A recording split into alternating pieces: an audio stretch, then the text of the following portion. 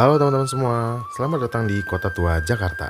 Kawasan bersejarah yang pernah menjadi pusat pemerintahan dan perdagangan paling penting di Asia Tenggara.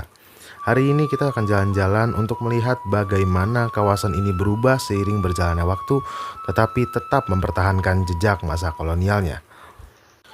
Nah, teman-teman, kalau kita berdiri di sini, di jantung Kota Tua Jakarta, atau lebih tepatnya di tengah-tengahnya Kota Tua, sebenarnya kita lagi berdiri di atas kota yang dulunya bernama Batavia. 400 tahun lalu, tempat ini bukan ruang wisata, tapi pusat kekuasaan VOC, yaitu perusahaan dagang Belanda yang mengendalikan jalur rempah-rempah dunia.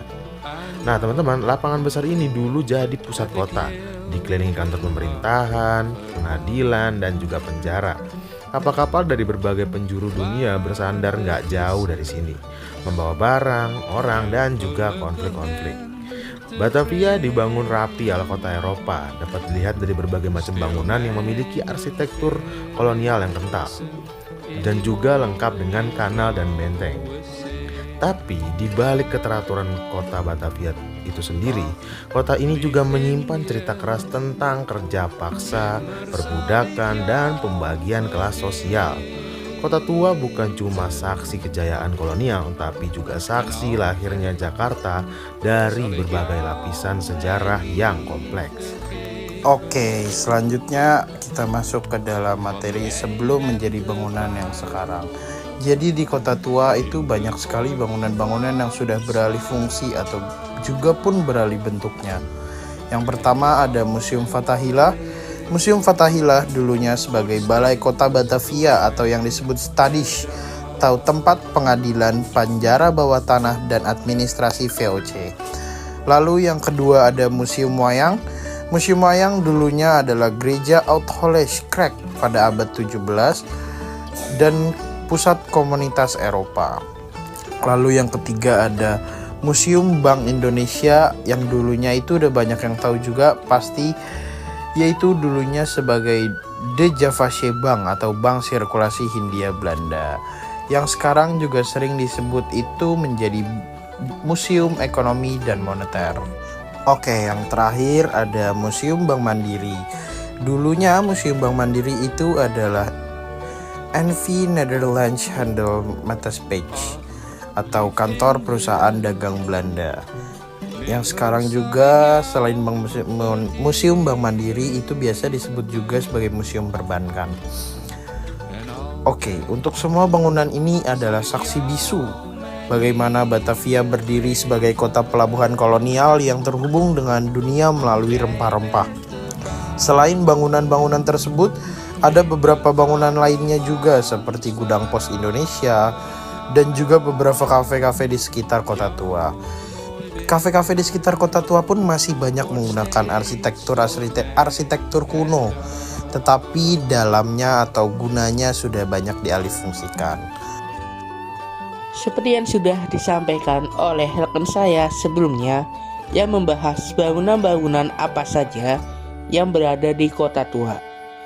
Sekarang, bangunan di Kota Tua memang kelihatannya begitu kokoh, rapi, dan simetris.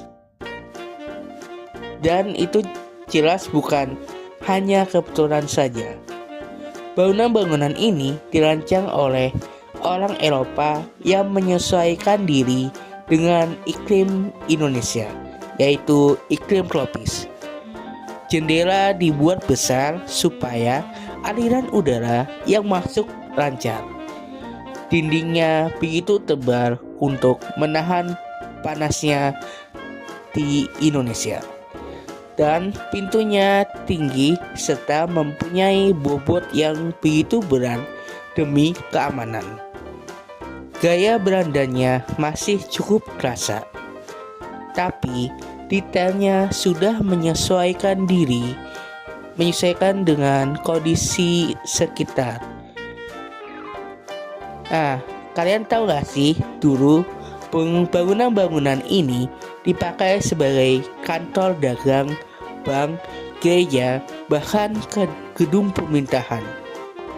Sekarang fungsinya memang sudah beralih, tapi bentuk aslinya tetap bertahan. Kota tua seperti menyimpan ingatan tentang Batavia pada masa lalu.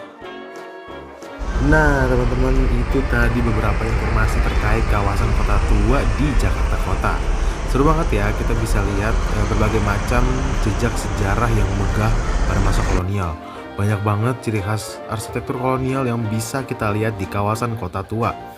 Nah, teman-teman, berjalan di kota tua itu seperti membuka halaman lama dari kota Jakarta itu sendiri. Banyak bangunan-bangunan ini mungkin terlihat diam, tapi sebenarnya mereka menyimpan banyak cerita tentang perdagangan, kekuasaan, konflik, dan juga pertemuan banyak budaya yang terjadi pada masa kolonial. Nah, teman-teman, dari Batavia hingga Jakarta hari ini, kawasan ini terus berubah, tapi jejak masa lalunya masih bisa kita rasakan lewat jalanan, dinding tua, dan ruangan-ruangan yang masih bertahan hingga sekarang.